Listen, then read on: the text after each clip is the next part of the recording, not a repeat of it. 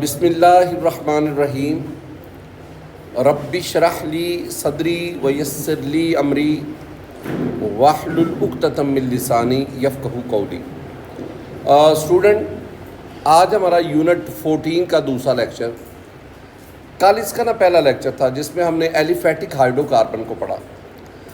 Topic तो हमारा hydrocarbon ही है, यानी हाइड्रोकार्बन ही हम डिस्कस कर रहे हैं।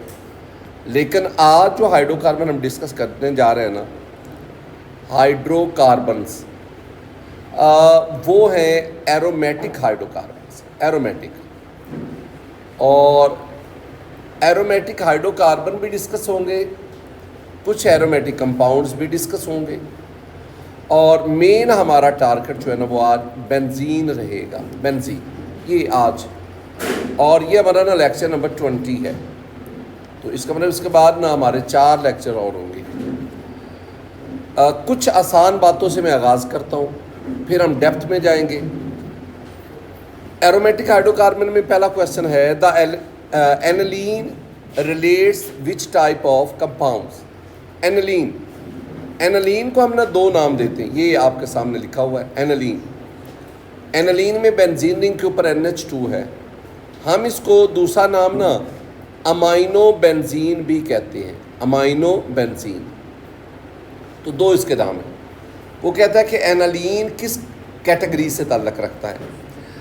अगर आप एरोमेटिक हाइड्रोकार्बन की बात करें ना, पहले तो एक लफ्ज़ आपको आना चाहिए, ये एरोमेटिक कंपाउंड्स क्या होते हैं, या मैं एरोमेटिक कंपाउंड्स की बात करता हूँ।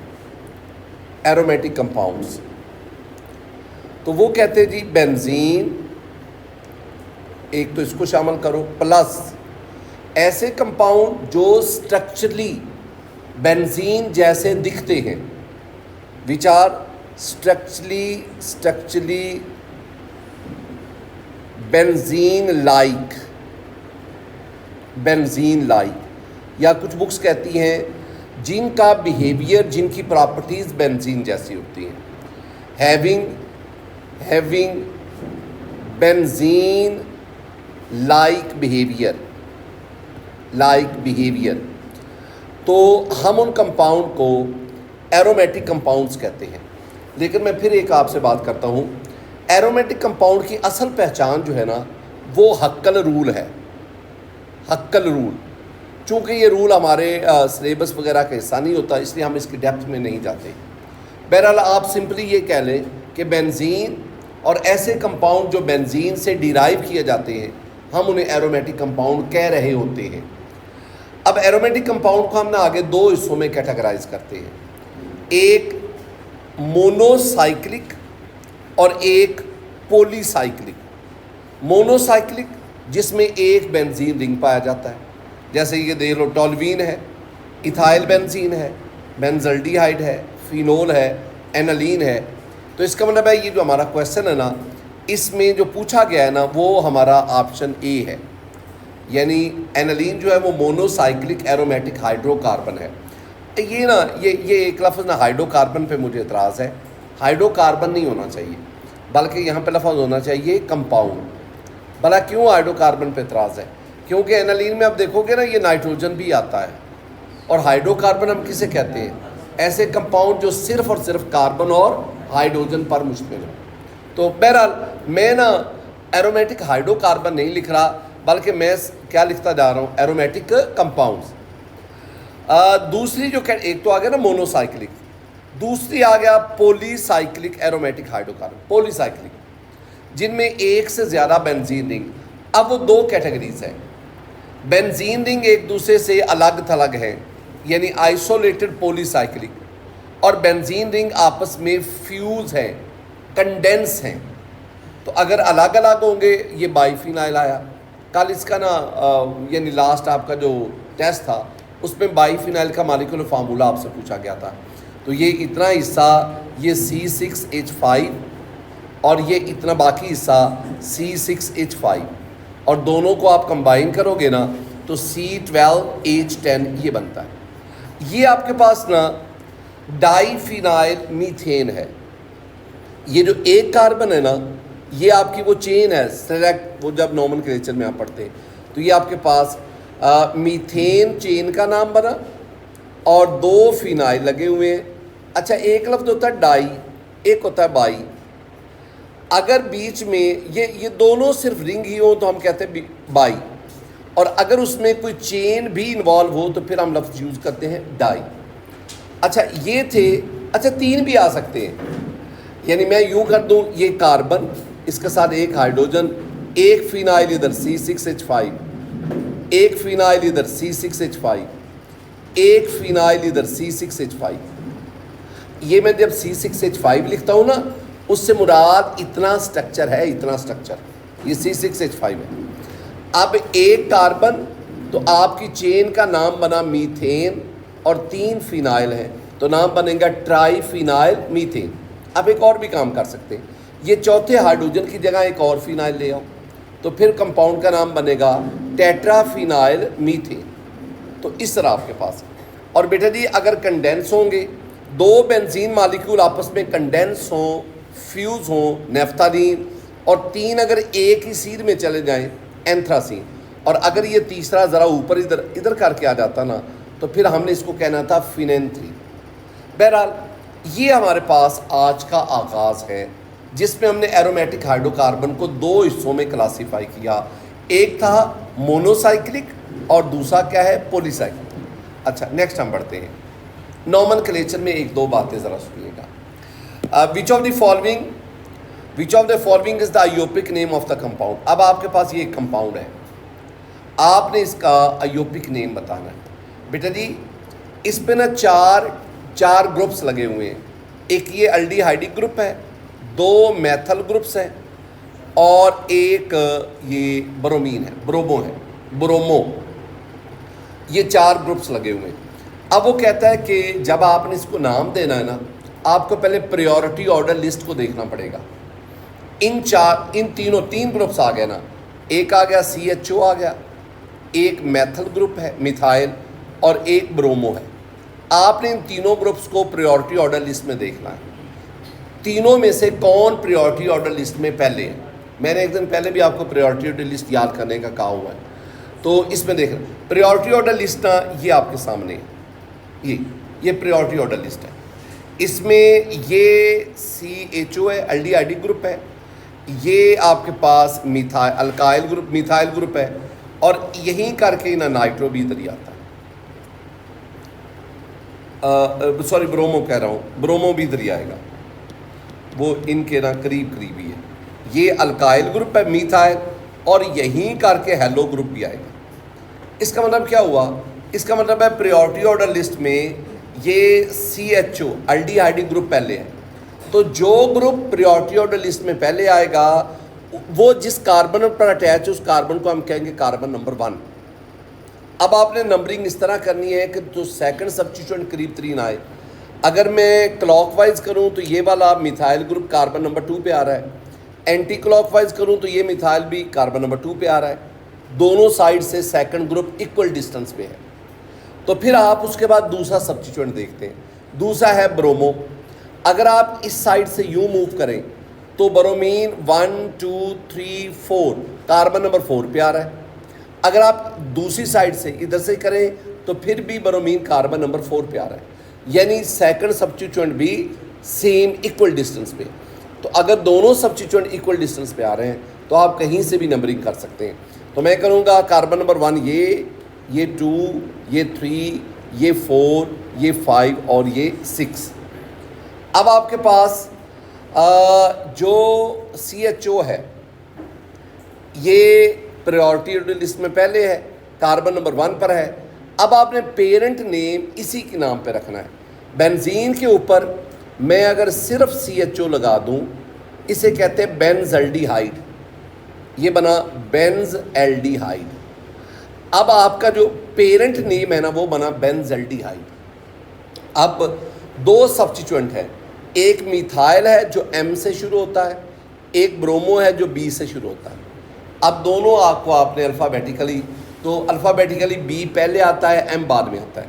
तो 4 पे ब्रोमो, 2 और 6 पे मिथाइल, और पेरेंट नेम क्या बना, बेंजल्डिहाइड। तो नाम बना डेल्टा। 4 bromo 2,6 dimethyl benzaldehyde. ये सारी डिस्कशन हमारी हो गई। नेक्स्ट बढ़ते हैं। एक और चीज़ आपके सामने आ गई, एक और कंपाउंड आ गया, एरोमेटिक कंपाउंड। आपने इसका नाम देना है। अब इसमें बेटा जी देखोगे तो आपके पास 3 हेलो हैं, क्लोरो, ब्रोमो, आयोडो। अब प्रायोरिटी ऑर्डर लिस्ट में तीनों सेम जगह पे है। तो अब आपने काम भला क्या करना है, ये एक नया जो है ना नॉमेनक्लेचर में एक नया रूल है। Iodo IODO, chloro CHLORO chloro, bromo BROMO bromo. ये रूल ना मैं जो बताने जा रहा हूँ थोड़ा सा मुश्किल है, आसान सी बात है, बच्चा पिक नहीं करता। अब आप इन तीनों जो आपके पास सब्स्टिट्यूएंट आए ना तीनों, आप इनका फर्स्ट लेटर देखो। इसमें फर्स्ट लेटर I है, इसमें C है और इसमें B है। अल्फ़ाबेटिकली देखें तो B पहले आता है, C बाद में आता है, I सबसे and. Last name alphabetical order I आ रहा है, लास्ट नेम आखिरी I आ रहा है। तो वो कहते हैं जो लास्ट नेम सब्स्टिट्यूएंट होगा, लास्ट नेम अल्फ़ाबेटिकली ऑर्डर में जो सब्स्टिट्यूएंट होगा उसको नंबर 1 आपने कहना। तो इसका मतलब है मैं आयोडो को क्या कहूँगा, नंबर 1, और उसी के नाम पे ही पेरेंट नेम बनेगा। यानी बाकी को आप कुछ देर के लिए क्लोरो ब्रोमो को भूल जाओ, तो ये फिर बनेगा आयोडो बेंजीन। अब आपने नंबरिंग उस तरफ से करनी है जिधर से सेकंड सब्स्टिट्यूएंट करीब हो। अगर मैं इधर से नंबरिंग करूँ ना, 1 के बाद इसको 2 कहूँ तो क्लोरीन सेकंड सब्स्टिट्यूएंट नंबर 2 पे है। अगर मैं इधर से नंबरिंग करूँ तो ब्रोमीन नंबर 4 पे आ रहा है। तो सेकंड सब्स्टिट्यूएंट इधर से करीब आ रहा है। तो 1 2 3 4 5 और 6। अब आपके पास 2 हैं सब्स्टिट्यूएंट, एक क्लोरो और एक ब्रोमो। अल्फ़ाबेटिकली पहले आप किस सब्स्टिट्यूएंट को कहोगे, ब्रोमो। तो ब्रोमो किस पे है, 4 पे। तो 4 bromo 2 chloro iodo benzene, 4 bromo 2 chloro iodo benzene, ये आपके पास है। अभी तक मैंने आपको ना 2 बातें समझाई हैं। अभी तक हमने ना बहुत सिंपल से वे में, बहुत आसान से तरीके में हमने एरोमेटिक हाइड्रोकार्बन इनका नॉमेनक्लेचर पढ़ा। ये 2 बातें मेन यही चीज़ें आती हैं। और उसके बाद यानी मैंने आपको ये बताया कि आपने इसके नॉमेनक्लेचर को याद करना है। और उससे पहले हमने क्लासिफिकेशन को पढ़ा कि हम एरोमेटिक हाइड्रोकार्बन या एरोमेटिक कंपाउंड को 2 मेजर क्लासेस, एक मोनोसाइक्लिक और एक पोली। और पोली में फिर हमने 2 हिस्से किए, एक जिसमें बेंजीन रिंग आइसोलेटेड है और एक जिसमें बेंजीन रिंग कंडेंस है। अब आगे बढ़े। ये एक क्वेश्चन आ गया, ज़रूरत इसकी थोड़ी सी देर के बाद बननी थी, लेकिन फिर भी चलें इसको मैं डिस्कस करके फिर आगे बढ़ता हूँ। विच of the following is the structure of benzoyl group, benzoyl.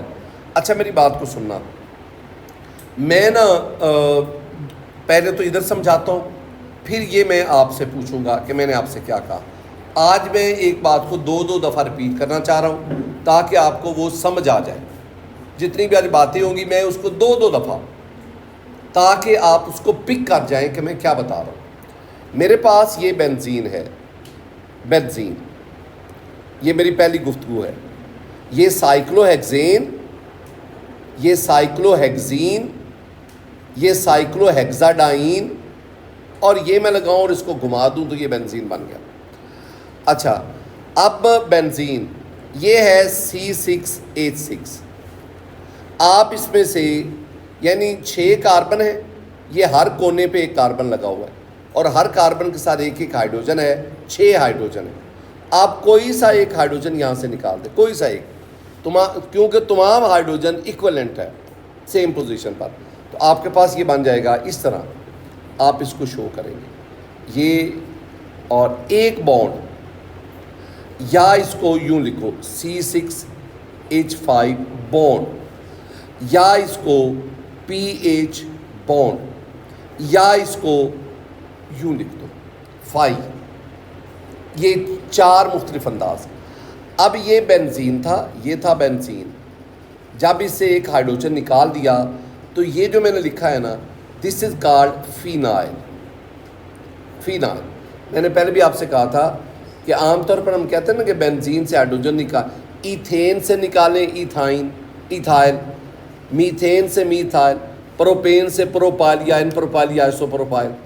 तो बेंजीन से बेंजाइल बनना चाहिए, लेकिन नहीं, बेंजाइल नहीं बल्कि फिनाइल।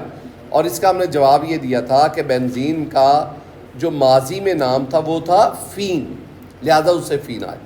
एक ये बात हो। अब बातों को मिक्स नहीं करना। दूसरी बात, आप ना ये ले लो, what is this? This is cyclohexane, this is cyclohexane. Now this is benzene. अब ये बेंजीन हो गया, इसके ऊपर CH3 लगा देता हूँ, CH3, 3 हाइड्रोजन लगा दो। दिस इज टॉल्वीन, ये टॉल्वीन बना। तो अब आपके पास ये टॉल्वीन आ गया। अब आपने काम क्या करना है? पहला काम आपने ये करना, नंबर 1, आपने इसमें से एक हाइड्रोजन निकाल देना, एक, बाकी को नहीं छेड़ना। जब आपने एक हाइड्रोजन निकाल दिया ना, अब आपके पास ये बन गया, ये बेंजीन, ये आपके पास बेंजीन। और अब CH3 की बजाय मैं इधर चल लिख देता हूँ, अब ये CH2 बन गया, क्योंकि CH3 था तो टॉल्वीन का आपने हाइड्रोजन निकाला है, CH3 का हाइड्रोजन निकाला है। बेंजीन में हर कार्बन के पास जो एक हाइड्रोजन है वो नहीं निकाला। अब ये जो आपके पास बना ना, इसे हम क्या कहेंगे? इसे कहते हैं बेंजाइल, BENZYL। तो बेंजाइल क्या है? When a hydrogen atom from methyl group of toluene is removed, toluene के मिथाइल ग्रुप से आपने एक हाइड्रोजन रिमूव किया तो जो ग्रुप हासिल होता है दैट इज कॉल्ड बेंजाइल। अब आप दूसरा काम करें, दूसरा काम आप ये करें कि इससे एक और हाइड्रोजन निकाल दो, एक और। तो ये मैंने ये बेंजीन बन गया। अब पहले CH2 था, अब CH रह गया। अब ये 2 बॉन्ड शो करवाने, क्योंकि आपने 2 हाइड्रोजन निकाल दिए। This is called benzyl, BENZAL, benzyl. तीसरी बात, आप जो तीसरा हाइड्रोजन है ना, वो जो बच गया है वो भी निकाल दो। अब आपके पास ये बेंजीन आ गया और अब ये C अकेला रह गया, लेकिन 3 बॉन्ड शो जरूर करवाओ। This is called benzo. तीन टर्मिनोलॉजी मैंने आपको दी, बेंजाइल, बेंजल, बेंजो। ये याद रखनी है, ये अभी मैंने यूज़ करनी है, ये 3 टर्मिनोलॉजी। लेकिन ना हमारा जो क्वेश्चन, अच्छा ये एक और भी बात याद रखनी है, ये इतने का इतना हिस्सा जो है ना, ये जो है, इस सारे हिस्से को हम अभी मैं ऊपर पढ़ाया आपको, C6H5। अच्छा, अब एक और बात, हमारे पास यहाँ उसने कहा है कि बेंजॉइल आए, ना बेंजाइल, ना बेंजल, ना बेंजो, ये तो नया लफ्ज़ आ गया, बेंजॉइल। अब बेंजॉइल क्या होता है? बेंजॉइल होता है कि आपके पास ये वाला साइक्लोहेक्सेन, ये बेंजीन, ये लगा दिया फिनाइल, ये बॉन्ड शो कर दिया। ये जब बॉन्ड शो करते तो क्या बन गया? फिनाइल। अब इसके ऊपर कार्बोनिल ग्रुप लगा दो, C डबल बॉन्ड O। जब इसके ऊपर कार्बोनिल ग्रुप आएगा, this is called BenZOYL, benzoyl, जो आपसे पूछा जा। अब इतना हिस्सा जो मैं कह रहा हूँ ना, इतना हिस्सा, इसको हम क्या कहते हैं? C6H5 बॉन्ड, और साथ क्या आ गया? CO। यानी ये आपके पास आ गया ना, C6H5 और साथ क्या आ गया? CO। ये क्या है? ये बेंजॉइल। अब ये आपके पास क्या है? जब CH ऊपर आ जाएगा तो बेंजल, और अगर ऊपर CH2 आ जाएगा जैसे ये है, बेंजाइल, और अगर सिर्फ ये आएगा तो ये फिनाइल। ये सारी की सारी चीज़ें आपको आनी चाहिए। यही बातें जो मैंने लिखी हैं ये नीट फॉर्म में, लेकिन इन सब में बेंजॉइल नहीं है, बेंजाइल है, बेंजल है, बेंजो है। अब आगे बढ़े स्टूडेंट, मेरे पास एक चीज़ और आ गई। X-ray study of benzene shows that it is, ये हमारी पहली ना मोतबर डिस्कशन आ रही है, यानी जिसको हमने डेप्थ के साथ डिस्कस करना है। ये एक एक चीज़ को हम देखना चाहते हैं। मैं आपको ना बेंजीन का एक्स रेज एनालिसिस वो करवाना चाहता हूँ। बेटा जी, इससे पहले कुछ बातें, कुछ चीज़ें जो आपको बिल्कुल आनी चाहिए, उसको मैं पहले बयान करूँगा। अच्छा जी, मेरे पास ना बेंजीन के बारे में जो इंफॉर्मेशंस हैं जो मैं आपसे शेयर करना चाहता हूँ। तो बेंजीन जो है ना, बेंजीन, पहली तो बात, ये बेंजीन ना एक कलरलेस लिक्विड है, कलरलेस लिक्विड, बेरंग, और इसकी स्मेल ना ये पेट्रोल जैसी होती है। जैसे पेट्रोल है ना, ये इंतहाई कार्सिनोजन होता है। आप इसके एटमॉस्फेयर में जहाँ बेंजीन हो, ज़्यादा देर आप रुकेंगी, कैंसर काज करता है, ये ख़तरनाक है।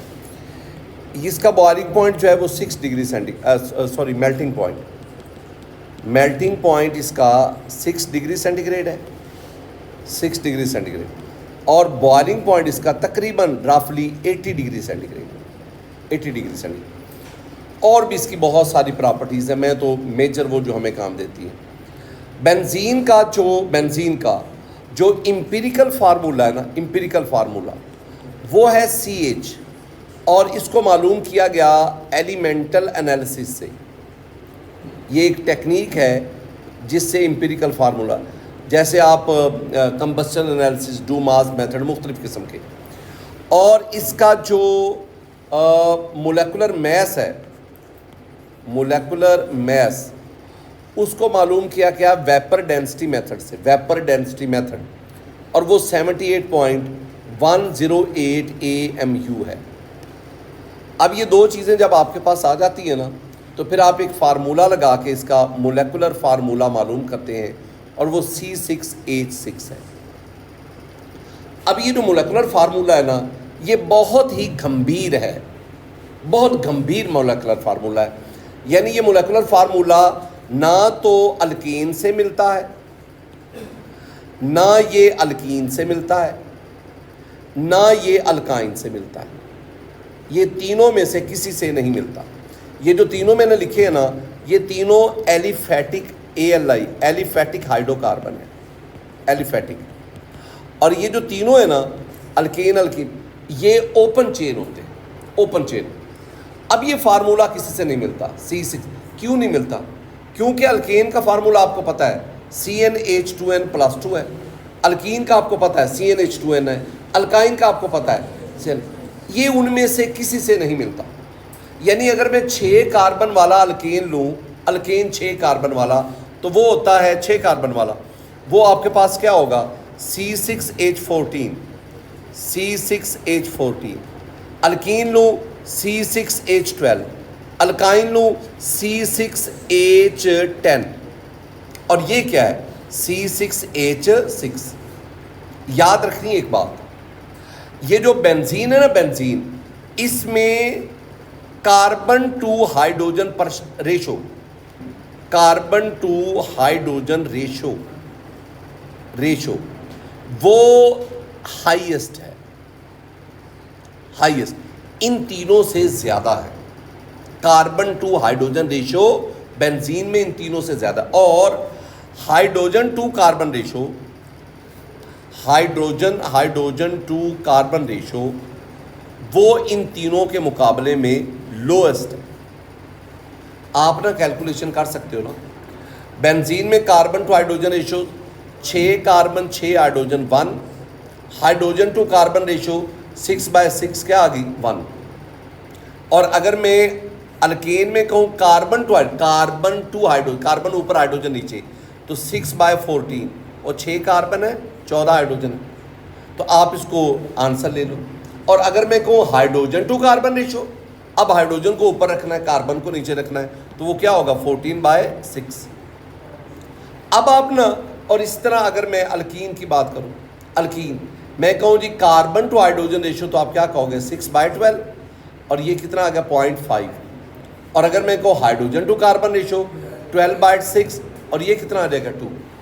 मैंने क्या बात की? मैंने ये आपको एक MCQ बताया कि बेंजीन में कार्बन टू हाइड्रोजन रेशो इन तीनों के मुकाबले में ज़्यादा है, लेकिन हाइड्रोजन टू कार्बन रेशो इन तीनों के मुकाबले में कम है। और एक और बात, जब बेंजीन को जलाया जाता है, जब एरोमेटिक हाइड्रोकार्बन को जलाया जाता है, तो ये इनका धुआं, इनका शोला बहुत धुआंधार होता है। उसकी वजह भला क्या होती है, ये एक MCQ और बता रहा हूँ कि ये जो बेंजीन वगैरह ना, बेंजीन और इनको जब ऑक्सीजन में जलाया जाता है, दे बर्न्स विद सूटी फ्लेम, यानी इनका शोला धुआंधार होता है। उसकी वजह यह है कि इनमें कार्बन टू हाइड्रोजन रेशो ज़्यादा होती है और वो सारी की सारी कार्बन ऑक्सीजन में जलकर कार्बन डाइऑक्साइड नहीं बना सकती। कुछ कार्बन अनबर्न्ड फॉर्म में रहती है और वो जो अनबर्न्ड कार्बन है that appears in the form of sooty flame. ये जो सूटी फ्लेम है ना, it is due to unburned carbon. अच्छा, ये बातें आ गई। अब ना ये सारी की सारी बातें ना चलती रहीं, ये सारी डिस्कशन होती रही और बेंजीन के स्ट्रक्चर के बारे में कोई पता नहीं चल सका। आखिरकार फिर उन्होंने बेंजीन का एक्स-रेज एनालिसिस किया और एक्स-रेज एनालिसिस से जो जो इन्फॉर्मेशन हमारे पास आई ना, मैं वो आपके साथ शेयर करना चाह रहा हूँ।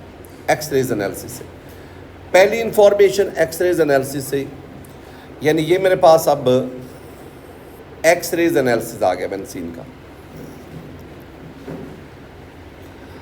X-rays analysis of benzene, X-rays analysis of benzene.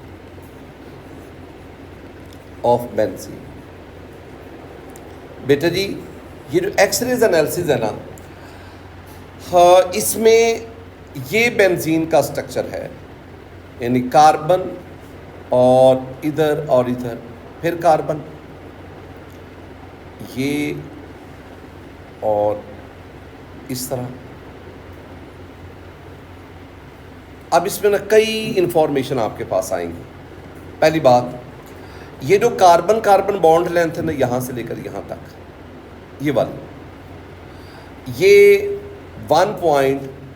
मैं इधर लिख देता हूँ, 1.397 एंगस्ट्रम है, या आप इसे कह रहे हो 139.7 पिकोमीटर है।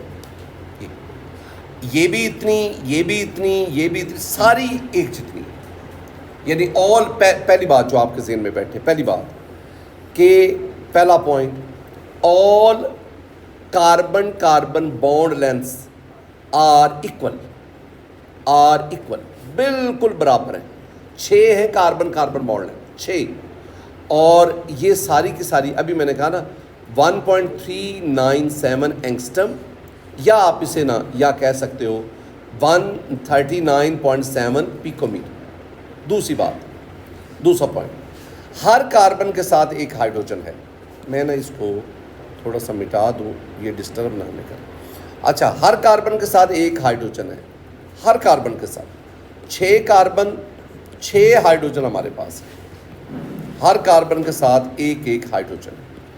तो कार्बन हाइड्रोजन बॉन्ड लेंथ ये भी बराबर है, और ये आपके पास है 1.09 एंगस्ट्रम या 109 पिकोमीटर। ये इंफॉर्मेशन है। तीसरी बात बेटा जी, यहाँ पे ना आपके पास 12 सिग्मा बॉन्ड हैं।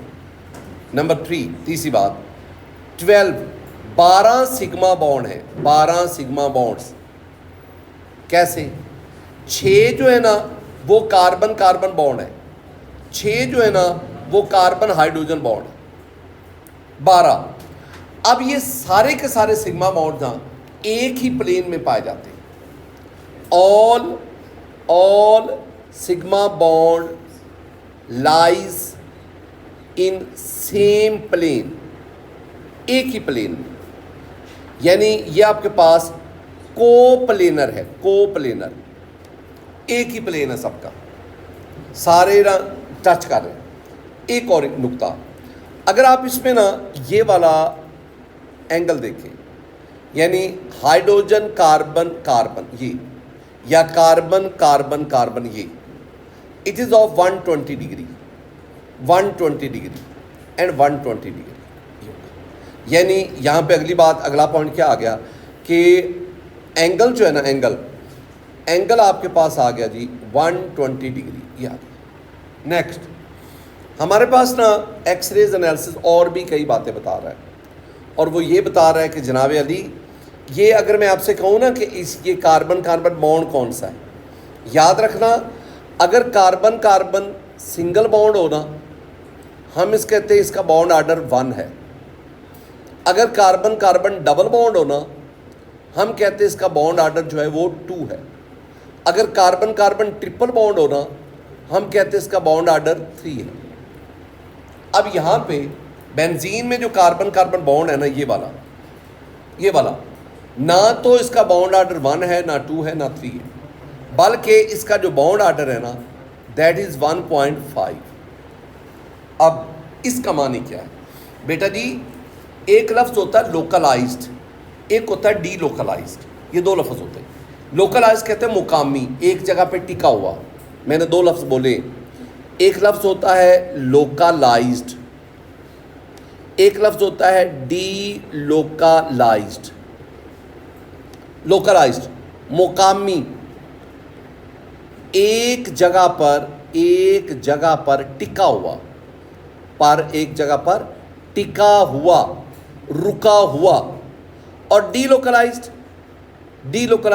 खाना बदोश, जो एक से दूसरी जगह मूव करता है, खुराक की तलाश में, रिहाइश की तलाश में, पानी की तलाश में, तो एक से दूसरी जगह, उसे कहते हैं खाना बदोश, डीलोकलाइज्ड। जो लोकलाइज्ड होती है ना चीज़, वो अनस्टेबल होती है, और जो डीलोकलाइज्ड होती है वो स्टेबल होती है।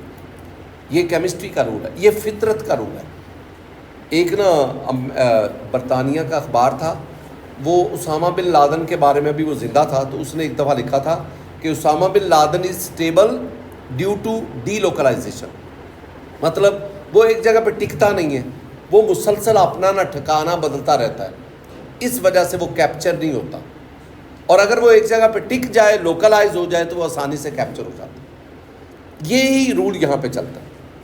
अब ना अगर आप ईथीन की बात करें, ईथीन में कार्बन कार्बन ये बॉन्ड है। सिग्मा को तो छोड़ो, मैं इन पाई की बात करता हूँ। ईथीन, ये ईथीन है, अल्कीन है। अब इसमें ये पाई इलेक्ट्रॉन्स हैं, ये दोनों न्यूक्लियाई के दरमियान लोकलाइज्ड होते हैं, लोकलाइज्ड। अब इलेक्ट्रोफाइल आता है, वो इस पर अटैक करता है, अटैक इस पर, उसको पता होता है यहीं पे पड़े, अटैक करने की वजह से वो इसको तोड़ देता, डीकम्पोज करके प्रोडक्ट में कन्वर्ट कर देता। लेकिन बेंजीन में 2 इलेक्ट्रॉन यहाँ, अब मैं जिस नुक्ते की तरफ आपको लाना चाहता हूँ, बेंजीन में 2 इलेक्ट्रॉन यहाँ, 2 इलेक्ट्रॉन यहाँ, 2 इलेक्ट्रॉन यहाँ, ये टोटल 6 इलेक्ट्रॉन हो गए।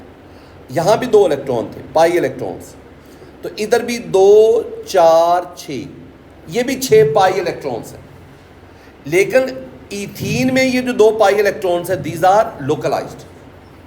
लेकिन बेंजीन में ये जो 6 पाई इलेक्ट्रॉन है, दीज आर डीलोकलाइज्ड। अब डीलोकलाइज्ड का मतलब क्या है, ये पाई इलेक्ट्रॉन यहाँ जाएंगे, ये यहाँ जाएंगे, ये यहाँ जाएंगे, फिर ये इधर जाएंगे, ये इधर जाएंगे, ये इधर जाएंगे। यानी इसका मतलब क्या है कि बेंजीन में ये जो पाई इलेक्ट्रॉन होते हैं, ये 2 न्यूक्लियाई के दरमियान लोकलाइज नहीं होते, बल्कि क्या होते हैं, डीलोकलाइज। यानी मैं कहूँगा, ये next point number 5, benzene has 6 pi electrons which are extensively delocalized। अब इसका मतलब क्या है, एक्सटेंसिवली, शदीद किस्म के, एक सेकंड में ये पाई इलेक्ट्रॉन बेंजीन के अंदर 12 अरब चक्कर लगाते हैं, एक सेकंड के अंदर 12 अरब चक्कर लगाते, घूम जाते हैं 12 अरब तक। इसलिए मैंने लफ्ज़ क्या बोला है, एक्सटेंसिव। और जितनी डीलोकलाइजेशन ज़्यादा, डीलोकलाइजेशन को मैंने किसके साथ जोड़ दिया है, स्टेबिलिटी के साथ। जितनी डीलोकलाइजेशन ज़्यादा होगी, उतना वो ज़्यादा स्टेबल होगा। तो बेंजीन जो एक्स्ट्रा स्टेबल है ना molecule, it is due to delocalisation of pi electron. और असल बात पे आओ, मैंने कहा ये एक होता है होल नंबर, एक होता है फ्रैक्शन। तो या ये 1 होल नंबर है, 2 होल नंबर है, 3 होल नंबर है, लेकिन यहाँ पे मैंने बॉन्ड आर्डर क्या किया 1.5, किस में आ गया, फ्रैक्शन। अगर पाई इलेक्ट्रॉन लोकलाइज्ड होंगे, जैसे कि ये हैं पाई इलेक्ट्रॉन लोकलाइज्ड, तो जो बॉन्ड आर्डर आता है ना, बॉन्ड आर्डर वो होल नंबर में आता है। और अगर पाई इलेक्ट्रॉन डीलोकलाइज होंगे, जैसे मैंने बेंजीन में कहा, तो अब जो बॉन्ड आर्डर किस में आएगा, फ्रैक्शन। तो फ्रैक्शनल बॉन्ड आर्डर का मतलब होता है कि पाई इलेक्ट्रॉन्स आर डीलोकलाइज। अब ना मैंने आपसे ये कहा कि बेंजीन में कोई पाई बॉन्ड नहीं होता, बल्कि पाई इलेक्ट्रॉन्स होते हैं। और कितने पाई इलेक्ट्रॉन है, 6। तो बेंजीन में 12 सिग्मा बॉन्ड है, 12 सिग्मा बॉन्ड, लेकिन बेंजीन में कोई पाई बॉन्ड नहीं है। अब पाई बॉन्ड की बजाय कहोगे कि बेंजीन में 6 पाई इलेक्ट्रॉन्स, इट्स ओके। ये इंफॉर्मेशन थी हमारे पास X rays analysis of benzene. अब ज़रा आइएगा क्वेश्चन क्या है। X ray study of benzene shows that it is a cyclic hexagon. अच्छा, इस लफ्ज़ को भी समझना है। लफ्ज़ लिखा हुआ है साइक्लिक, आगे लफ्ज़ आना चाहिए था regular, cyclic regular hexagonal structure. ये रेगुलर का लफ्ज़ नहीं आएंगे तो बेड़े गरक है। साइक्लिक तो मतलब पता चल गया ना, साइकिल की फॉर्म है, ओपन चेन नहीं है। Hexagon, hexa mean 6, gonna mean corner, ऐसी शेप जिसके 6 कोने उसे कहते हैं हेक्सागोनल। और आगे लफ्ज़ क्या है, रेगुलर। अब रेगुलर का माने क्या है, रेगुलर अगर कोई हेक्सागोन मीन 6 कोनों वाली, ये 6 कोने हैं, ये अब ये कोने गिन लो उसके, इसमें 1 2 3 4 5 6, ये हेक्सागोन है, गोन।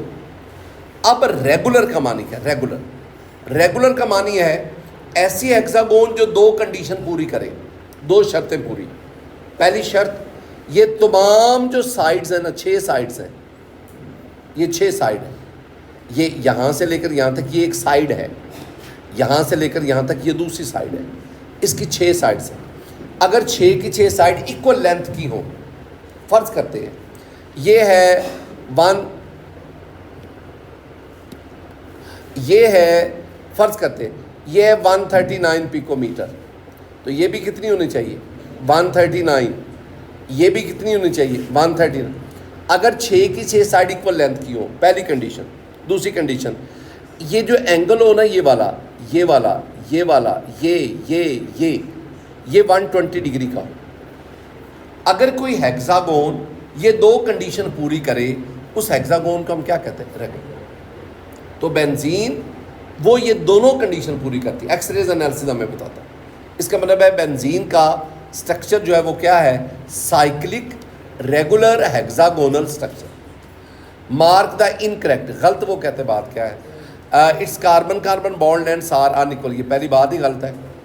ऑल कार्बन 6 हैं, कार्बन बॉन्ड 6, और सारी की सारी इक्वल लेंथ है, और वो 1.397 एंगस्ट्रम या 139.7 picometre. It has carbon hydrogen bond length, इतनी बिल्कुल ठीक है, कार्बन बॉन्ड लेंथ ठीक है, और एंगल कितना है 120। अच्छा बेटा जी, which of the following is the major contribution structure of benzene. मैं ना आज जोहर के वक्त या असर के वक्त कोशिश करूँगा, एक मेरा ना लेक्चर है atomic orbital treatment of benzene structure. ये जो लेक्चर है ना मेरा, ये 11 मिनट का है, 11 मिनट का, ये 11 मिनट का लेक्चर है। इस 11 मिनट के लेक्चर को मुकम्मल करवाने में मुझे 6 महीने लगे, और मेरे साथ 3 और लोग जो इंतहाई एक्सपर्ट थे। तो 6 महीनों में हमने 11 मिनट का ये लेक्चर मुकम्मल किया, और उस लेक्चर में atomic orbital treatment of benzene, ये टॉपिक है, atomic orbital treatment of benzene. उसमें ये बताया जाता है कि बेंजीन में हर कार्बन जो है ना, 6 कार्बन है ना, हर कार्बन जो है ये कार्बन ये sp2 हाइब्रिडाइज्ड है, और sp2 है तो ये 3 sp2 बनेंगे। अब इधर एक और कार्बन है वो भी sp2 है, उसका एक sp2 इधर ओवरलैप कर जाएगा, उसका एक sp2 इधर कार्बन के साथ। इस तरह वो सारा मैंने ना एनिमेशन की मदद से समझाया है, और मेरे ख्याल में वो मेरा एक बेहतरीन लेक्चर है जिस पर इतनी मेहनत की है। तो वो मैं ना रात उसको डाउनलोड कर रहा था। आपका मसला ये यहाँ पे नेट ही नहीं आता तो डाउनलोड नहीं हो सका। तो आज मैंने कहा है बच्चों को, तो वो मुझे कहते हैं कि जी हम आपको डाउनलोड फॉर्म में दे देंगे। तो मेरे पास आता है ना डाउनलोड फॉर्म में, तो वो मैं फिर आपको सेंड करूँगा। आपने उसको 11 मिनट देखना है। आज मेरी ख्वाहिश थी कि मैं उसको यहाँ पे चलाता और 11 मिनट हम उसको देखते कि मैं आपको क्या बताना चाहता हूँ। तो आपने उसको देखना है। उसमें ना कई ऐसी बातें जो मैं आपको वैसे हवा में नहीं बता सकता, उस एनिमेशन की मदद से आप आसानी से समझते जाएंगे, और आप असल में बेंजीन का जो ओरिजिनल स्ट्रक्चर है हकीकत में क्या है वो आप समझ पाएंगे। अच्छा चले आए, ये आज का ना टास्क रहेगा। Which of the following is the major condition. ये ना ये बेंजीन के 5 स्ट्रक्चर लिखे हुए हैं। असल ना इन पांचों को मर्ज करो, मर्ज तो आपके पास ना ये बनता है। इन पांचों को मर्ज करो, ये बनता है। This is the resonance hybrid of benzene structure. ये इनका पांचों का इकट्ठा कर दो, हाइब्रिड कर दो, मिला दो, मिक्स कर दो, तो आपके पास ये बनता है। इन पांचों में से ये पहले जो 2 है ना, दे वर इंट्रोड्यूस्ड बाय कैक्यूल। ये कैक्यूल ये एक जर्मन केमिस्ट था, इसने सबसे पहले बेंजीन का स्ट्रक्चर, और ये एक लंबी कहानी है वो किस तरह उसको बेंजीन का स्ट्रक्चर, बल्कि आप लोगों के सीखने के लिए भी ये कहानी है। अच्छा, कैक्यूल ने ये 2 स्ट्रक्चर दिए। ये अगले जो 3 है ना, ये वाले जो है ये डिवार ने दिए, डिवार स्ट्रक्चर। तो बेंजीन के ये जो 5 स्ट्रक्चर बने हुए ना आपको जो नज़र आ रहे हैं, इन्हें कहते हैं resonance contributing structure of benzene. तो बेंजीन के कितने रेजोनेंस कंट्रीब्यूटिंग स्ट्रक्चर हैं? 5। 2 किसने इंट्रोड्यूस करवाए? कैक्यूले ने। 3 किसने इंट्रोड्यूस करवाए? दीवार ने। अब इन पांचों को इकट्ठा करो तो आपके पास ये बनता है। अच्छा, अब काम क्या करना है? अब ये जो रेजोनेंस स्ट्रक्चर बना, इसमें ऊपर वाले हर एक का कितना कंट्रीब्यूशन है। वो कहते हैं कि ऊपर वाले जो है ना, ये 40% इसका कंट्रीब्यूशन है, 40% इसका है, तो राउंड अबाउट कितना हो गया? 80%। यानी 80% कैक्यूले का, इसमें 80% इन दोनों का कंट्रीब्यूशन है, और बाकी तकरीबन मैं राफली लिख रहा हूँ, 7% ये, 7% ये, राफली लिख रहा हूँ। 1-2% ऊपर नीचे वो पॉइंट में आएगा, तो ये तीनों का कंट्रीब्यूशन ओवरऑल कितना हुआ? 21%। यानी ये जो रेजोनेंस हाइब्रिड बना, इसमें दीवार का 80%, कैक्यूले का 80%, और दीवार का कंट्रीब्यूशन कितना है? 21। ऊपर लिखा which of the following is the major तो मेजर तो कैक्यूले का हुआ ना 80%, तो ये आपके पास ये कैक्यूले आ गया। बेटा जी हम आगे बढ़ते हैं। Which of the following reaction shown readily by benzene. अब सुनना एक और खूबसूरत कहानी। बेंजीन किस किस्म के रिएक्शन देता है? बेंजीन 2 किस्म के रिएक्शन देता है, 2 किस्म के। एक देता है एडिशन रिएक्शन और एक देता है इलेक्ट्रोफिलिक सब्स्टिट्यूशन रिएक्शन। बेंजीन 2 किस्म के रिएक्शन देता है। एफएससी की बुक्स में लिखा हुआ है क्वेश्चन, कौन सा रिएक्शन है जो बेंजीन नहीं देता? उसमें एलिमिनेशन पे हम टिक करवाते हैं, यानी ये वो रिएक्शन है जो बेंजीन नहीं देता। अब अगली बात, ऊपर लिखा हुआ है which of the following reaction shown readily. ये 2 तो देता है, लेकिन इन दोनों में ज़्यादा कौन से देता? अब उसकी तरफ आना है। मैं आपको बात समझाता हूँ, चलें आप फिर मुझे बता देना कि कौन से ज़्यादा। मैं एक सेंटेंस भी बोलूँगा, उससे क्लियर तो होगा। सुनना, मैं आपको ना एक एग्जाम्पल समझाता हूँ। एग्जाम्पल, मेरे पास ना बेंजीन है, बेंजीन, इसका मैं ना क्लोरीन से रिएक्शन करवाता हूँ। इन द प्रेजेंस ऑफ FeCl3, ये रिएक्शन हुआ। ये मेरे पास बेंजीन तो वैसे ही रहेगा, और बेंजीन के पास होते हैं ना, हर कार्बन के पास एक एक हाइड्रोजन, वो हाइड्रोजन क्लोरीन से मिलकर HCl बनेगा, और बेंजीन के उस एटम से, कार्बन एटम जहाँ से हाइड्रोजन लगा वहाँ पे क्लोरीन चला जाएगा। ये जो मैंने रिएक्शन आपके सामने लिखा ना, इसमें हुआ क्या कि ये कार्बन था, इसके ऊपर हाइड्रोजन था, बाकी हर कार्बन के ऊपर भी हाइड्रोजन है। यहाँ से Cl पॉजिटिव गया, ठीक है, उसने इसको यहाँ से निकाल दिया, ये निकल गया और HCl बन गया, और फिर ना ये क्लोरीन वहाँ पे अटैच हो गया। इस रिएक्शन को हम कहते हैं इलेक्ट्रोफिलिक। अच्छा, ये नहीं गया, वो और गया। इसको फ़िलहाल ना, इसको मैं बाद में बताऊँगा, फ़िलहाल अब ज़हन में रखें। अच्छा, इलेक्ट्रोफिलिक सब्स्टिट्यूशन रिएक्शन, एक तो बेटा जी ये हो गया, ये आपके ज़हन में बैठे। दूसरा, दोबारा बेंजीन ले लो, बेंजीन, अब इसका क्लोरीन से रिएक्शन करवाओ। पहले भी मैंने क्लोरीन से करवाया, पहले मैंने FeCl3 लिया, अब मैं सनलाइट लेता हूँ, सनलाइट। अब ना मेरे पास जो प्रोडक्ट बनेगा ना, वो ये बना HCl,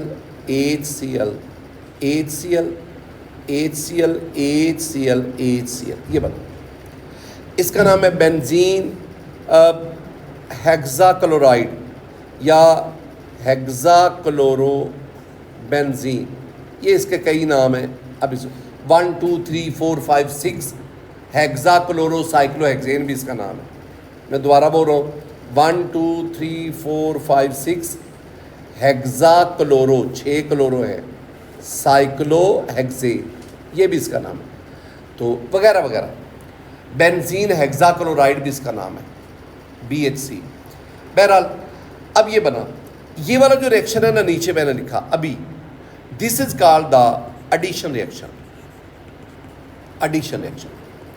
अब ये दो रिएक्शंस की बात हो रही है, तो बेंजीन दो किस्म के रिएक्शन देता है, एक इलेक्ट्रोफिलिक सब्स्टिट्यूशन रिएक्शन और दूसरे क्या देता है, एडिशन। अब सवाल बड़ा क्या पैदा हुआ, सवाल ये पैदा हुआ कि दोनों में से ज़्यादा रेडली रिएक्शन, आसानी से, तेज़ी के साथ, ज़्यादा प्रेफरेबली कौन से रिएक्शन बेंजीन देता है, क्या इलेक्ट्रोफिलिक या सब्स्टिट्यूशन। हम भला काम क्या करते हैं, हम काम ये करते हैं कि हम ना एक बहुत बड़ा बीकर लेते हैं, बीकर, इसमें बेंजीन ले लेते हैं, ये बेंजीन, इट्स ओके। अब बेंजीन में ना हम क्लोरीन गैस पास करवाते हैं, ये दो बातें होगी। यानी मैंने ना ये बेंजीन में क्लोरीन गैस दे दी, रिएक्टेंट दोनों दे दी। अब इस बीकर को मैं हवा बाहर धूप में रख देता हूँ, यानी मैं इसको सनलाइट प्रोवाइड करता हूँ, ये मैंने सनलाइट प्रोवाइड की, यानी ये नीचे वाला रिएक्शन जो है ना, इसकी मैंने रिएक्टेंट और कंडीशन प्रोवाइड कर दी। मैंने इसमें ना चंद एक कतरे या चंद एक क्रिस्टल्स ना FeCl3 के भी डाल दिए, ये मैंने ऊपर वाली कंडीशन भी पूरी कर दी। मैंने ना दोनों रिएक्शंस को होने के लिए एटमॉस्फेयर कंडीशन प्रोवाइड कर दी। अब इसके अंदर दोनों रिएक्शन होंगे। अब इसके अंदर ये ऊपर वाला इलेक्ट्रोफिलिक सब्स्टिट्यूशन रिएक्शन भी होगा, ये नीचे वाला एडिशन रिएक्शन भी होगा। कुछ देर के बाद मैं इसमें से प्रोडक्ट निकालता हूँ। जब मैं प्रोडक्ट निकालता हूँ ना, तो मेरे पास दो प्रोडक्ट बनते हैं, एक ये ऊपर वाला क्लोरोबेंजीन बना, और दूसरा इसको मैं इस सारे को ना BHC कहता हूँ, बेंजीन हेक्साक्लोराइड, ये भी बना। अब ना जब मैंने ना इस प्रोडक्ट की और इसकी दोनों की अमाउंट को चेक किया, तो ये तकरीबन जो है ये 90% बना था, और ये कितना बना था, 10%। मतलब ये है, ये ऊपर वाला जो रिएक्शन है ये ज़्यादा तेज़ी से हुआ, और नीचे वाला जो रिएक्शन है ये कम हुआ। तो बेंजीन ने प्रेफरेंशली, रेडली, फौरन, आसानी के साथ कौन सा रिएक्शन दिया, इलेक्ट्रोफिलिक सब्स्टिट्यूशन। और रिलक्टेंटली, हिचकचा के, बड़ी मुश्किल के साथ कौन सा रिएक्शन दिया। अब बेंजीन से पूछो तो सही कि तुम इलेक्ट्रोफिलिक सब्स्टिट्यूशन रिएक्शन ज़्यादा प्रेफरेबली क्यों देते हो। अब बेंजीन सिंपल सा जवाब देता है, वो कहता है जुरे वाला ये जो आपके पास उसमें प्रोडक्ट बनाना वो ये था। बेंजीन कहता है कि मेरी जो खासियत है ना, मेरी जो स्टेबिलिटी है वो मेरा रेजोनेंस पाई इलेक्ट्रॉन्स है। अब आप इसमें देखोगे ना तो बेंजीन की जो है कैरेक्टरिस्टिक स्टेबिलिटी, जो उसके रेजोनेंस, वो मैंने कहा नहीं पाई इलेक्ट्रॉन मूव कर रहे होते, डीलोकलाइज करते, और उस डीलोकलाइजेशन की वजह से उसमें स्टेबिलिटी आती है। तो वो बेंजीन कहता है जी ऊपर वाले इलेक्ट्रोफिलिक सब्स्टिट्यूशन रिएक्शन में मेरा वो रेजोनेंस या डीलोकलाइजेशन बरकरार रहती है, यानी मेरी स्टेबिलिटी बरकरार। और जब आप इसमें आते हो ना, ये हर एक के साथ ना वो आप अभी खुद लगा लेना, एक हाइड्रोजन और एक क्या लगाना है, क्लोरीन, ये लगाते जाना। तो इसमें वो जो बीच में थी ना पाई इलेक्ट्रॉन्स, वो सारे के सारे क्या हो गए, ख़त्म हो गए। वो कहता कि ये ऊपर वाला प्रोडक्ट ज़्यादा स्टेबल है क्योंकि इसमें extra stability due to delocalisation of proton electron वो रिटेन रहती है, बरकरार रहती है। तो हम सारी बात का मफहूम क्या करेंगे, बेंजीन दो किस्म के रिएक्शन देता है, इलेक्ट्रोफिलिक सब्स्टिट्यूशन और एडिशन। लेकिन दोनों में प्रेफरेबली कौन से होते हैं, क्यों होते हैं, क्योंकि उसमें बेंजीन की एक्स्ट्रा स्टेबिलिटी बरकरार रहती है और इसमें वो जो पाई इलेक्ट्रॉन थे वो सारे के सारे क्या हो जाते हैं, ख़त्म। वो पाई इलेक्ट्रॉन तो यहाँ क्लोरीन के साथ बॉन्ड बनाने में बिजी हो गए, तो एक्स्ट्रा स्टेबिलिटी इसमें डिस्ट्रॉय हो जाती है। इसलिए अब बेंजीन के ना मैं एडिशन रिएक्शंस की बात करूँगा। हमारे पास जो सिलेबस लिखा हुआ है ना UHS का, उसमें लिखा हुआ है कि आपने ना एडिशन रिएक्शन को डिस्कस करना है। हमारे पास ये नहीं है, PMC का जो सिलेबस है कि आपने addition reactions of benzene and methyl benzene, methyl benzene is called toluene, methyl benzene, इसको आपने बताना।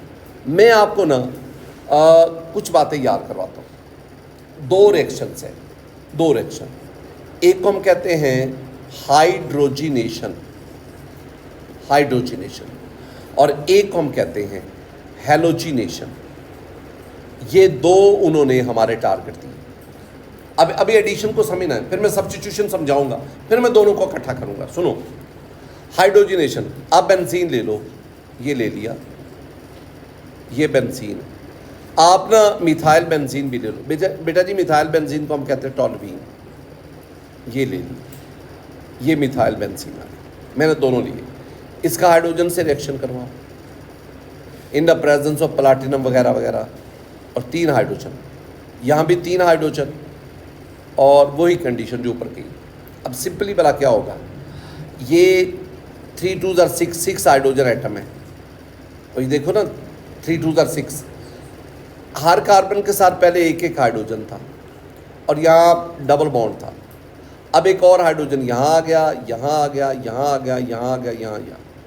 अब पहले ये C6H6 था, अब 6 कार्बन और ऐड हो गए, आपके पास ये बन गया, ये बन, ये this is called cyclohexane. Hydrogenation करवाओ, हाइड्रोजन ऐड करो, hydrogenation mean addition of hydrogen, cyclohexane बने, बिल्कुल सेम इधर। आपने कोई नहीं छेड़ना, ये सिर्फ वो डबल बॉन्ड खत्म हो गए और उनकी जगह पे हाइड्रोजन आ गए और ऊपर CH3 ही ला। दिस इज कॉल्ड मिथाइल,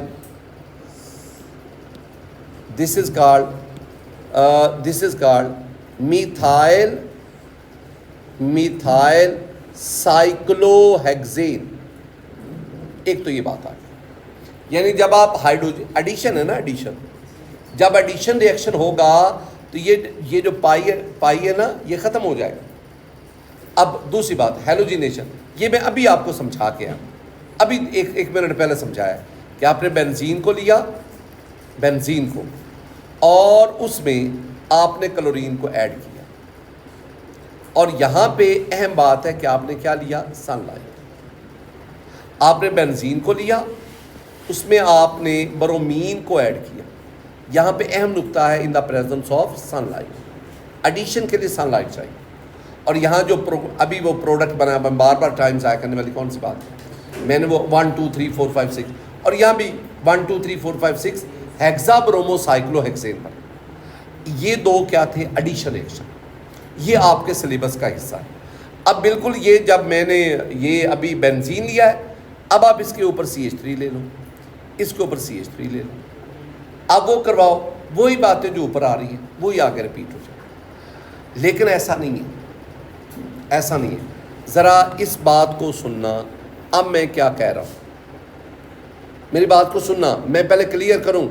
मैंने पहले आपसे कहा कि आप बेंजीन को लो, बेंजीन को इसको छोड़ो, पहले क्लोरीन से रिएक्शन करवाओ, जो प्रोडक्ट बना आपको पता चल गया, ये बेंजीन से रिएक्शन हो गया। अब मैंने क्लोरीन और ब्रोमीन का किससे रिएक्शन करवाना है, मिथाइल बेंजीन से।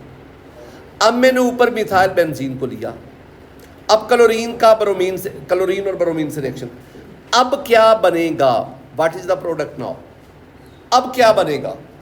This is very important for today, बहुत अहम बात सुनना बेटा जी। ये मेरे पास बेंजीन और ऊपर आ गया CH3। अच्छा ज़रा एक बात तो बताना, ये मैंने टॉल्वीन बना दिया, ये टॉल्वीन है, मिथाइल बेंजीन भी इसे कहते हैं, टॉल्वीन या मिथाइल बेंजीन। मैं मिथाइल बेंजीन ही लिखता जा रहा हूँ। अच्छा मुझे बताना, अगर ये जो ऊपर कार्बन है इसके पास 3 हाइड्रोजन है, अगर मैं एक हाइड्रोजन निकाल लूँ तो क्या बनेगा, अभी बताया ना आज। अच्छा अब आपने काम क्या करना है, इसका क्लोरीन से रिएक्शन करवाओ इन द प्रेजेंस ऑफ सनलाइट। अब क्या होगा, ये 2 क्लोरीन है, Cl2 2 क्लोरीन, एक क्लोरीन यहाँ से हाइड्रोजन निकाल के अपने साथ मिला के क्या बन देगा, HCl प्लस, वहाँ से हाइड्रोजन एक निकल गया और उसकी जगह पे जो दूसरा क्लोरीन अटैच हो जाएगा, आपके पास ये प्रोडक्ट बनेगा। ये क्या बनेगा, CH2Cl। This is called benzyl chloride. क्या नाम है, बेंजाइल क्लोराइड। It's okay. अब दूसरी बात, दूसरा पॉइंट, अब यही बेंजाइल क्लोराइड ले लो, ये ले लिया बेंजाइल CH2Cl, फिर क्लोरीन से रिएक्शन करो, फिर इन द प्रेजेंस ऑफ सनलाइट, अब दोबारा भी वही होगा। अब इसके पास दो हाइड्रोजन है, एक और हाइड्रोजन Cl से मिलकर HCl बनाए और उस हाइड्रोजन की जगह पे दूसरा क्लोरीन चला जाएगा और आपके पास ये बनेगा ये बेंजीन और अब CHCl2 बन जाएगा। अब ये जो CH है ना इतना, ये है बेंजल और साथ क्लोराइड, तो ये नाम बना बेंजल क्लोराइड। अब अगली बात, आप इसी बेंजल क्लोराइड को लो, बेंजल क्लोराइड CHCl2, एक और क्लोरीन से रिएक्शन इन द प्रेजेंस, आखिरी हाइड्रोजन रह गया। अब उस हाइड्रोजन को क्लोरीन से तो क्या बना, HCl, और आपके पास अब इसके पास ये और C और Cl3, बेंजो ट्राइक्लोराइड। क्या नाम बना, बेंजो ट्राइक्लोराइड। लो बेटा जी, मैंने आपको क्या समझाया, मैंने आपको ना बेंजीन के और मिथाइल बेंजीन यानी टॉल्वीन, इसके एडिशन रिएक्शन समझाए। एडिशन जो कि ये बहुत कम देते हैं। एडिशन रिएक्शन 2 थे, एक हाइड्रोजनेशन और दूसरा हेलोजनेशन।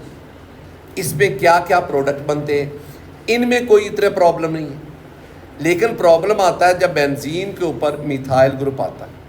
जब मिथाइल ग्रुप आया ना, तो बेंजीन के ये जो हाइड्रोजन है ना, ये हाइड्रोजन ये सब्स्टिट्यूट नहीं हो रहे, बल्कि मिथाइल का जो हाइड्रोजन है ना, ये सब्स्टिट्यूट होते हैं, सब्स्टिट्यूट क्लोरीन से होते जाते हैं।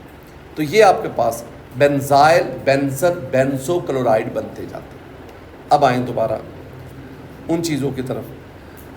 बेटा जी अगले हम टॉपिक की तरफ बढ़ते हैं, and that is very very very important, and that is the electrophilic substitution reaction of benzene. मुश्किल नहीं है, आसान है साझा के करने। जितने भी हमने पढ़े ना, सबसे अहम तरीन ये है रिएक्शन। तो अब मैं आता हूँ आपके सामने, मेरा टॉपिक है electrophilic substitution reaction of benzene, electrophilic. तो आज एक चीज़ आपको बताता चलूँ, हाँ, इलेक्ट्रोफिलिक सब्स्टिट्यूशन, रिप्लेस करना, सब्स्टिट्यूशन रिएक्शन RX कहता हूँ ऑफ बेंजीन, ये हमारे पास है। ये 5 रिएक्शंस हैं और पांचों के पांचों पे आपकी ग्रिप होनी चाहिए। ये FSC में बच्चों ने खूब रटे होते हैं, क्योंकि इनमें से एक ने 2 लॉन्ग क्वेश्चन आना होता है, तो ये खूब रटे होते हैं। इलेक्ट्रोफिलिक सब्स्टिट्यूशन, पहले ना मैं आपको कुछ जो यहाँ चीज़ें नो काम देना है, इलेक्ट्रोफाइल और फिर मैं न्यूक्लियोफाइल। इलेक्ट्रोफाइल और न्यूक्लियोफाइल की ना 6-7 एग्जाम्पल्स हैं। मैं ना सिंपल सी, बेटा जी, जिसके ऊपर पॉजिटिव चार्ज होगा वो इलेक्ट्रोफाइल होगा, यानी कैटाइंस आर इलेक्ट्रोफाइल।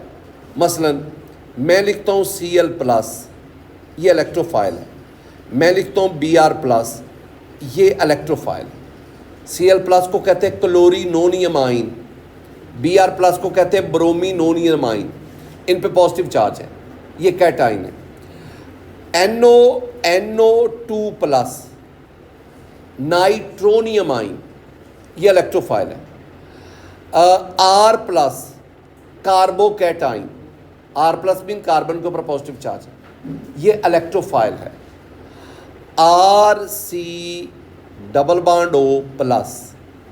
इस पे भी पॉजिटिव चार्ज है, ये भी इलेक्ट्रोफाइल है। एक तो इलेक्ट्रोफाइल की मैंने आपको ये पहचान बता दी कि यहाँ तक फिलहाल मैंने सिर्फ वो इलेक्ट्रोफाइल लिखे जो मुझे यहाँ चाहिए। इलेक्ट्रोफाइल तो और भी हज़ारों हैं ना जो अभी मैंने इस्तेमाल करने। पहले 2 को मैंने क्लोरीनोनियम ब्रोमीनोनियम कहा, NO2 को मैंने नाइट्रोनियम आइन कहा, ये जो R पॉजिटिव है इसे मैंने कार्बोकैटाइन कहा, और ये असीलियम आइन हम इसको कहते हैं वो कहा। एक और बात, एक तो ये पहचान आपने रखनी आज के लिए। दूसरी पहचान है ये SO3, S डबल बॉन्ड हो, यहाँ भी डबल बॉन्ड हो, डबल बॉन्ड हो, ये SO3 है।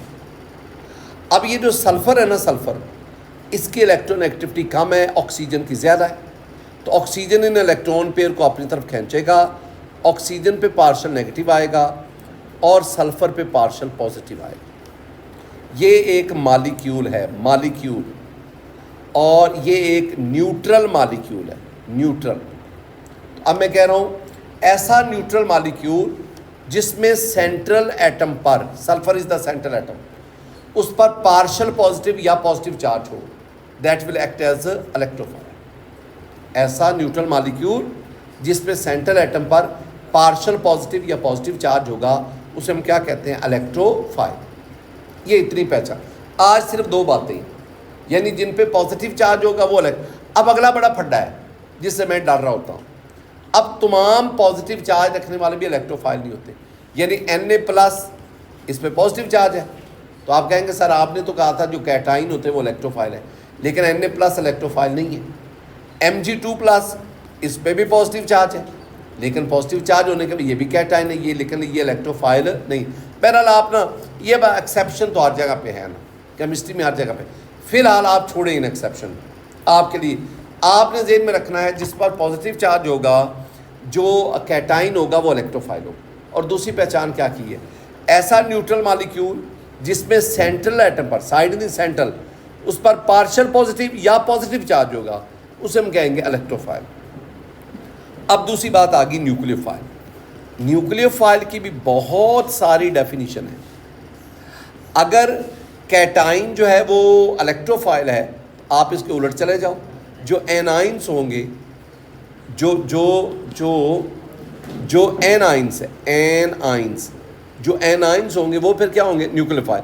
मसलन आपके पास है Cl negative, Br negative, OH negative, CO3 negative, वगैरह वगैरह। अब इन सब पे नेगेटिव चार्ज है, ये सारे के सारे न्यूक्लियोफाइल। न्यूक्लियो का लफ्ज़ किससे शुरू होता है, N से। N से। और नेगेटिव चार्ज ये भी किससे शुरू होता है? N से। तो जिस पे नेगेटिव चार्ज, मैंने ज़हन में क्या रखा होता है, जिस पे नेगेटिव चार्ज वो नेगेटिव का लफ्ज़ N से और न्यूक्लियोफाइल भी N से। जिस पे नेगेटिव चार्ज वो न्यूक्लियोफाइल, और उसके उलट चले जाओ, जिस पे पॉजिटिव चार्ज वो इलेक्ट्रोफाइल। ठीक है। एक दूसरी और पहचान फिर मैं आगे बढ़ता हूँ, और वो पहचान है जिसके पास पाई इलेक्ट्रॉन होंगे वो न्यूक्लियोफाइल होगा। जैसे आप इथीन को देखो, ये पाई इलेक्ट्रॉन्स। अल्काइन को देखो, अल्काइन पाई इलेक्ट्रॉन्स, ये पाई बॉन्ड। बेंजीन को देखो, पाई इलेक्ट्रॉन्स। ठीक है ना। जिसके पास pi electron that will act as. अब अगली बात पहचान, वो क्या है बेटा जी?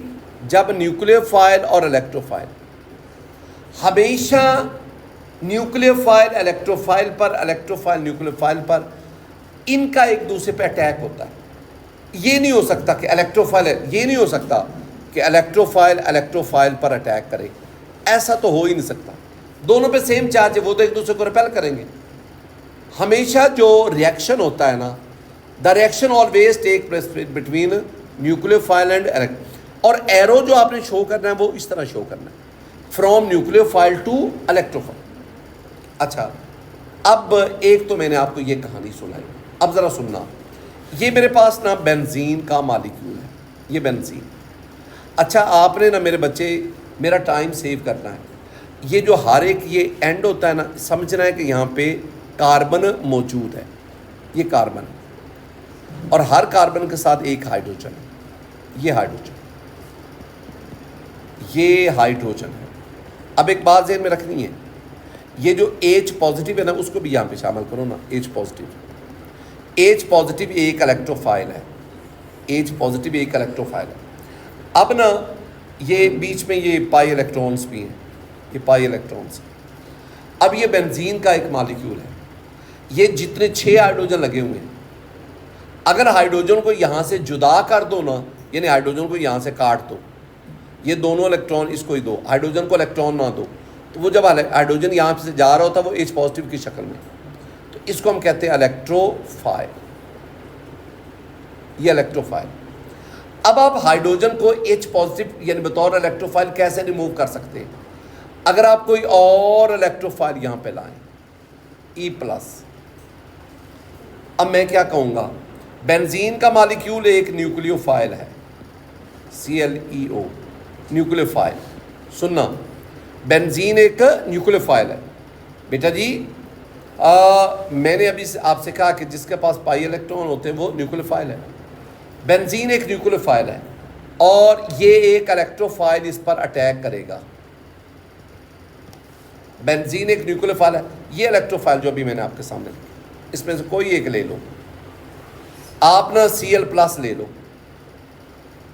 आप NO2+ ले लो, आप SO3 ले लो, आप R+ ले लो, आप RC+O+ ये ले लो। खुदारा ये 5 याद कर लो, ये 5 इलेक्ट्रोफाइल है। क्लोरिनोनियम आइन, नाइट्रोनियम आइन, सल्फर ट्राइऑक्साइड, कार्बोकैटाइन, असीलियम आइन, ये आपके पास एसाइल कार्बोकैटाइन, असीलियम नहीं, एसाइल कार्बोकैटाइन। ये खुदारा ये 5 इलेक्ट्रोफाइल याद कर। इनमें से कोई एक जब बेंजीन के ऊपर अटैक करेगा, क्यों करेगा? क्योंकि बेंजीन क्या है? न्यूक्लियोफाइल। जब अटैक करेगा तो ये क्या करेगा? बेंजीन के एक हाइड्रोजन की वहाँ से छुट्टी करवा देगा, और जब वो हाइड्रोजन जाएगा तो वो किस शक्ल में जाएगा? यानी एक इलेक्ट्रोफाइल आया, उसने बेंजीन में से दूसरे इलेक्ट्रोफाइल को सब्स्टिट्यूट कर दिया और उसकी जगह पे लग गया। अब यहाँ से H पॉजिटिव तो चला गया, उसकी जगह पे Cl आ गया, ये क्लोरोबेंजीन बना। ये H पॉजिटिव तो चला गया, उसकी जगह पे NO2 आ गया, ये नाइट्रोबेंजीन बन गया। H पॉजिटिव तो चला गया, उसकी जगह पे ये SO3 आ गया, ये बेंजीन सल्फोनिक एसिड बन गया। ये H पॉजिटिव तो चला गया, उसकी जगह पे ये R आ गया, R में अल्काइल बेंजीन बन गया। तो इसका मतलब क्या हुआ? आप ना अब मैं इस बात को ना जो अभी बताई है, मैं मज़ीद ज़रा ना बढ़ाता हूँ। मैंने आपसे क्या कहा कि आपके पास ये बेंजीन है। सुनना, मैंने आपसे क्या कहा, ये बेंजीन है। मैं एक हाइड्रोजन यूं शो करवा है, तो 6 हाइड्रोजन, एक। अब मैंने इस एक हाइड्रोजन की छुट्टी करवानी है, ये H पॉजिटिव बनकर निकलेगा, लेकिन उसके लिए मैं इसके ऊपर अटैक करवाऊंगा। मैं इसके ऊपर अटैक करवाऊंगा, नंबर 1 मैं Cl+ का अटैक करवाऊंगा। ये एक इलेक्ट्रोफाइल है, ये इलेक्ट्रोफाइल आएगा, इसको निकाल देगा, खुद इसकी जगह पे आ जाएगा और आपके पास बनेगा ये बेंजीन। अब H की जगह पे Cl आ गया, दिस इज क्लोरोबेंजीन। आप एक और बात करें, आप एक और इलेक्ट्रोफाइल ले आए, वो है NO2+, नाइट्रोनियम आयन। वो जब आएगा वो इस H पॉजिटिव को निकालेगा, आपके पास एक और प्रोडक्ट बनेगा, दैट इज कॉल्ड, ये वाला, दैट इज कॉल्ड नाइट्रोबेंजीन। आप एक और यूज कर लो और वो है SO3, सल्फर ट्राई। ये भी एक इलेक्ट्रोफाइल, मैंने पीछे समझा के हैं। जब ये H को निकालेगा तो आपके पास ये बनेगा, थोड़ा सा इसमें मॉडिफिकेशन, SO3H बनेगा, benzene sulphonic acid.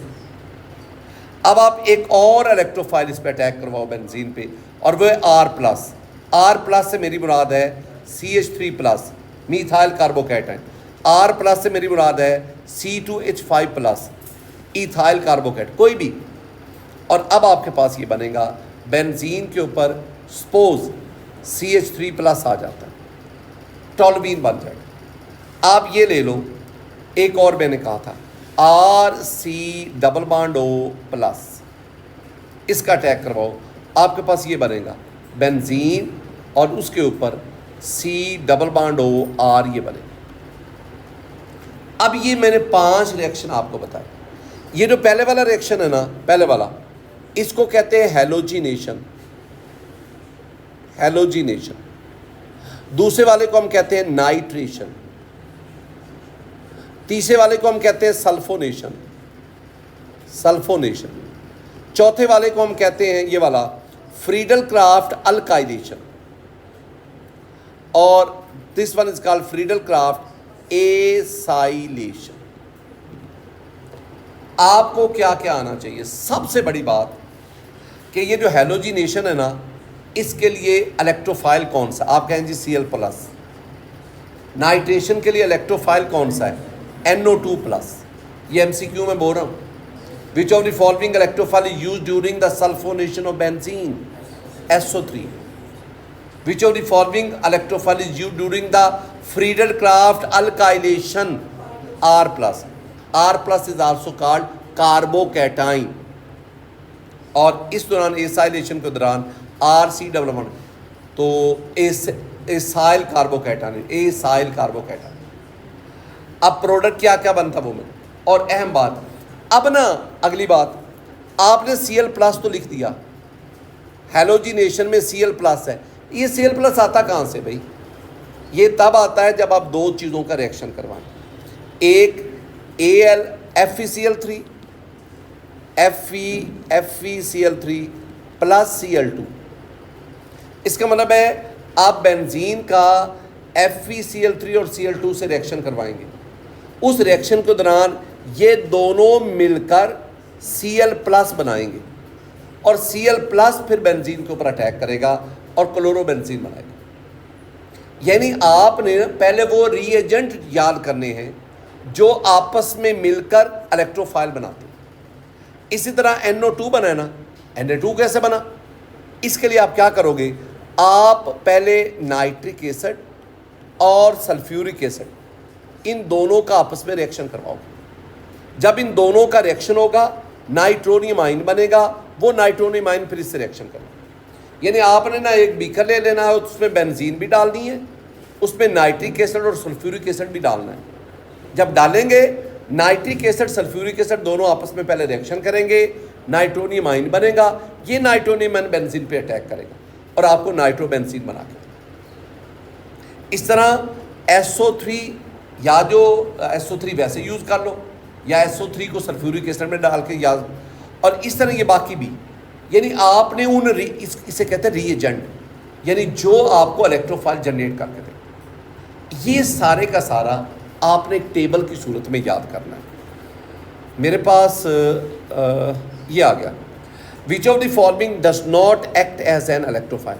Chlorine amine पढ़ा है, अल्काइल जो आपसे कह रहा था इसाइल कार्बोकैटाइन, ये नहीं है, ये नहीं है। और इलेक्ट्रोफाइल कौन सा है? SO3, SO3 प्लस नहीं है, और ये भी यूज हो रहा है। ये पहले वाला कहाँ पे? हैलोजिनेशन में। ये कहाँ पे? फ्रीडल क्राफ्ट एसाइलेशन में। और अगर SO3 होगा तो ये सल्फोनेशन में, और NO2 प्लस होगा तो ये। एक और, विच of the following is not substitution. Sulphonation है, ये है, कंबस्टन नहीं है, एसाइलेशन है। आगे बढ़ो। हमारे पास ना एक और चीज़ आ गई, अब ज़रा सुनना है। जितना भी आपने पढ़ा है ना, 2-3 क्वेश्चन में सिर्फ आपकी रिवीजन के लिए पेश कर रहा हूँ। पहला क्या है? Cyclohexane is prepared from benzene. ये साइक्लो बेंजीन में अभी मैंने आपको समझा के आया था, एडिशन रिएक्शन ऑफ बेंजीन। तो बेंजीन में आप हाइड्रोजन ऐड करें इस कंडीशन पर, तो क्या बनेगा? This is hydrogenation and this is the addition reaction. Addition reaction. अच्छा बेटा जी, एक और क्वेश्चन। अब देखो, दो चीज़ें इकट्ठी हो रही है। क्लोरीनेशन ऑफ बेंजीन दो तरह से, एक है in the presence of sunlight, जैसे ये है बेंजीन प्लस क्लोरीन, सनलाइट, आपके पास ये BHC बना, बेंजीन हेक्साक्लोराइड। दूसरी बड़ी खूबसूरत बात है, अभी मैं समझा के भी आया हूँ, बेंजीन का अच्छा, अगर यहीं पे मैं लिखता बेंजीन का क्लोरीन के साथ रिएक्शन, यहाँ पे FeCl3 डाल दो, तो फिर आपके पास बनेगा ये वाला क्लोरोबेन। अच्छा, बहरहाल ये सनलाइट की मौजूदगी में है तो बेंजीन हेक्साक्लोराइड बनेगा। और अभी मैंने कहा था ना कि क्लोरीन का सनलाइट की मौजूदगी में ये बनता है, और अगर आप मिथाइल बेंजीन ले तो फिर वो अब बेंजाइल बेंजल अभी हमने पढ़ा है। बेटा जी एक और question, just information. When benzene vapours are passed, benzene vapours are passed over heated vanadium pentoxide वगैरह वगैरह, मलीक एनहाइड्राइड बनता है। ये एक रिएक्शन है, इस रिएक्शन को याद करना। एक बहुत खूबसूरत बात, बहुत खूबसूरत, जब ना ये टीचर्स वगैरह सेलेक्ट करने हो ना, टीचर्स प्रोफेसर, तो एक बोर्ड बनता है, तो उस बोर्ड में ना मैं उसको हेड करता हूँ। तो वो टीचर जो आते हैं ना नए नए रिक्रूटमेंट के लिए, तो उनको मैं कहता हूँ, बास टीचर को मैं कहता हूँ, भाई आपके पास अगर ना एक बीकर में बेंजीन है, एक में टॉल्वीन है, तो एक में बेंजीन है, मुझे नहीं पता किस में बेंजीन है, और एक में टॉल्वीन है, तो मुझे बताओ बेंजीन किस में है, टॉल्वीन किस में, आप कैसे दोनों को डिस्टिंग्विश करेंगे? तो उसका आसान सा तरीका है कि आप ना उन बीकर्स में ना आप या तो एसिडिफाइड KMnO4 डाल दो, या आप एसिडिफाइड, या ये नहीं तो K2Cr2O7 डाल दो। ये KMnO4 पर्पल कलर का होता है, पर्पल जामनी पर्पल, और ये जो K2 ये येलो सा हो रहा, ऑरेंज कलर का, ऑरेंज ये इस कलर का होता है। आपने इसमें भी दोनों में से कोई एक डालना है, कोई एक, ये नहीं कि दोनों डालने, एक कोई एक, या KMnO4 डालो या K2Cr2O7 डालो, इसमें भी डालो और इसमें भी। जिसमें उसका पर्पल या ऑरेंज कलर डिस्चार्ज हो जाए, ख़त्म हो जाए, वो होगा टॉल्वीन, और जिसमें उसका पर्पल कलर या ऑरेंज कलर रिटेन रहेगा वो होगा बेंजीन। मतलब जो टॉल्वीन होगा ना उसको, ये जो दोनों है ना, ये वाले, ये ऑक्सीडाइजिंग एजेंट हैं, और जहाँ पे इनका पर्पल या ऑरेंज कलर ख़त्म हो गया ना, इसका मतलब है वहाँ पे इसने दूसरे सब्सटेंस को ऑक्सीडाइज कर दिया, और जहाँ पे इनका कलर ख़त्म नहीं हुआ, डिस्चार्ज नहीं हुआ, इसका मतलब है कि यहाँ पे ये बतौर ऑक्सीडाइजिंग एजेंट एक्ट नहीं कर सकते। ये जो बेंजीन होती है ना, बेंजीन एक बड़ा स्ट्रॉन्ग मॉलिक्यूल होता है, ये बेंजीन, इसका आप ना इनमें से रिएक्शन करवाएं किसी के साथ भी, KMnO4 ले लो, या मैं क्या कह रहा हूँ K2Cr2O7 ले लो। हालांकि ये दोनों स्ट्रॉन्ग ऑक्सीडाइजिंग एजेंट हैं, लेकिन बेंजीन के साथ इनका कोई रिएक्शन नहीं होता। अगर आपने बेंजीन का गरूर तोड़ना है ना, उसको ऑक्सीडाइज करवाना है, फिर आपको सवियर कंडीशन यूज़ करनी पड़ेगी। आप कहेंगे सर वो कौन सी? ये जो अभी आपको बताई नहीं है कि when benzene vapours are passed over heated, और टेम्परेचर कितना रखा हुआ है 450, बहुत ज़्यादा टेम्परेचर, फिर जाके ये टूटता है, ये टूटता है, और टूटा है ना तो फिर ऐसे बना है, फिर उसका साइक्लिक स्ट्रक्चर जो रेजोनेंस। अब ये तो हो गया, यानी बेंजीन तो है, ये तो रिएक्शन नहीं देगा। लेकिन बेटा जी अगर आप अल्काइल बेंजीन ले लो, अल्काइल, ये बेंजीन के ऊपर ना, बेंजीन के ऊपर अल्काइल ग्रुप, ये R, ये अल्काइल से मुराद मीथाइल है, अल्काइल से मुराद इथाइल है, अल्काइल से मुराद एन प्रोपाइल, जो कल आपने अल्काइल पढ़े हैं, कोई अल्काइल ग्रुप। अब इसका ऑक्सीडेशन करवाओ, इनमें से कोई ले लो, K2Cr2O7 ले लो। अब क्या होगा? अब ना रिंग को कुछ नहीं होगा, रिंग को कुछ नहीं होगा, सिर्फ अल्काइल ग्रुप ना कार्बोक्सिलिक ग्रुप में कन्वर्ट हो जाए, रिंग को कुछ नहीं होगा। Alkyl group it converts into carboxyl, और ये आपके पास क्या बन जाएगा? Benzoic acid. तो हमने देखो टॉल्वीन एंड इथाइल बेंजीन, ये दोनों जो है ना, टॉल्वीन और इथाइल, ये दोनों कौन से हैं? Alkyl benzene. On oxidation by acidified KMnO4 gives which of the following major product? तो मैंने क्या कहा है? Benzoic acid. ये बात, बेंजीन इनके साथ रिएक्शन नहीं देगी।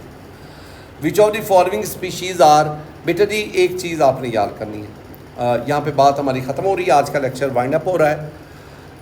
मेरे पास ना, अच्छा, मेरे पास ना दो किस्म के सब्स्टिट्यूएंट हैं, एक को कहते हैं ortho and para directing groups, और एक को कहते हैं मेटा डायरेक्टिंग ग्रुप्स। आपने ना ये बातें मैं एक दो दफ़ा रिपीट करता हूँ, ज़रा आपने सुनी। अब इनको याद रखना है, ये मेरे पास में नहीं कि आपको मैं हर चीज़, अब इनको याद रखना है। आर्थो एंड पैरा, बल्कि इसकी बजाय अगर कोई और थोड़े से अच्छे, हाँ चलें ये आ गए, आर्थो एंड पैरा डायरेक्टिंग और मेटा डायरेक्टिंग। मेटा डायरेक्टिंग, इसको ना, ये जो ऊपर हेडिंग लिखा हुआ है ना, इसको थोड़ा सा जस्टिफाई कर लो। आप इसको कह लो ortho and para directing group, या डायरेक्टर्स कह लो, और इधर ना 2-5 को छोड़ो, इसे कहें मेटा डायरेक्टर्स। तो ये 2-5 मेटा, 3-5 मेटा ही होता है। ये देखो ना, ये बेंजीन है ना, बेंजीन ये है। अच्छा मुझे बताओ तो सही एक बात, ये बेंजीन में 6 कार्बन है, बताओ इनमें से आर्थो कौन सा है, मेटा कौन सा है? ये कार्बन कौन सा है ये वाला? और ये, अच्छा चलो मुझे बताओ तो सही, आप इसे आर्थो कह रहे हो, इसे आर्थो क्यों नहीं कहते? चले मुझे ये बता दो, आपने इसको आर्थो क्यों कहा? अच्छा मेरे ख्याल में तो इसमें ये जो 6 के 6 कार्बन है ना बेंजीन में, कोई आर्थो मेटा पैरा कोई भी नहीं है, कोई इसमें तो कोई भी नहीं है। हाँ अब यहाँ पे सब्स्टिट्यूएंट आ गया, अब आर्थो मेटा पैरा का पता चलेगा। जब तक कोई सब्स्टिट्यूएंट ही नहीं आएगा तो आप कैसे कह सकते हैं कि ये कार्बन आर्थो मेटा पैरा? मेरी बात को नहीं समझे हो?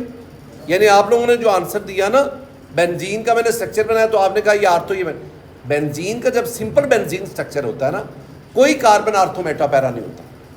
फर्ज के आप किसी कार्बन का आर्थो मेटा पैरा कहते हो तो मुझे बताओ क्यों इसको कहा है, क्या लॉजिक है? आप कहेंगे कोई लॉजिक नहीं, तो फिर आपका आंसर भी गलत है। हाँ ये एक सब्स्टिट्यूएंट आ गया, सपोज एक्स है, अब आप कह सकते हो, अब इसके एडजेसेंट वाले आर्थो आ गए, ऐसे ही है ना, ये क्या आ गया मेटा, और ये क्या आ गया पैरा। इट्स ओके, अब कह सकते हो जब सब्स्टिट्यूएंट आता है। अब दूसरी बात, नंबरिंग भी कर लो, ये कार्बन जिस पर सब्स्टिट्यूएंट है ये कार्बन नंबर 1 है, ये कार्बन नंबर 1, ये 2, ये 3, ये 4, ये 5 और ये 6। आर्थो कौन कौन से हैं? 2 और 6 है ना। मेटा कौन से हैं? और पैरा 4 है। अच्छा बताओ ज़रा, अब इसको देख के बताना है कितने आर्थो हैं, कितने मेटा हैं, पैरा कितने हैं, 1 है। अच्छा बहरहाल वो ना मैं आर्थो मेटा पैरा की बात कर रहा हूँ, 2, 3, 4 को मैंने आपसे कहा छोड़े।